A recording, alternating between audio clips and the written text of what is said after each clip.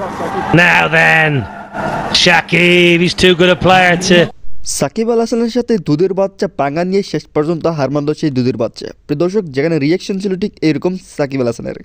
বিশাল বড় একটা ছক্কা মেরে সেটির জবাব দেন বিশ্বসেরা অলরাউন্ডার সাকিব আল হাসান। আর তাই তো অবাক হয়ে যায় সেই বলারটি পর্যন্ত। প্রিয় দর্শক, পুরো ঘটনাটি দেখুন, তাহলে বুঝতে পারবেন কি হয়েছিল ম্যাচের মধ্যেই।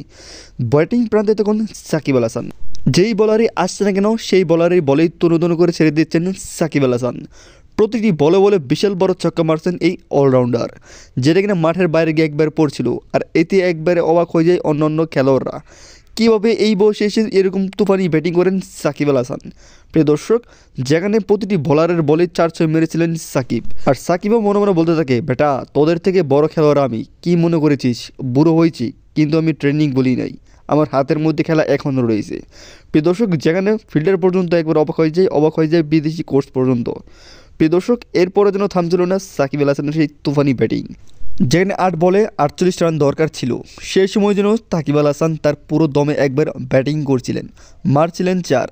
আর এরপর যেটা হলো সেটা অবিশ্বাস্য। প্রিয় দর্শক, হাসতে হাসতে আবারও ব্যাটিং করেন এই বিশ্বসেরা অলরাউন্ডার। ডাইরেক্ট একবার বাউন্ডারির বাইরে চলে যায় সেই বল।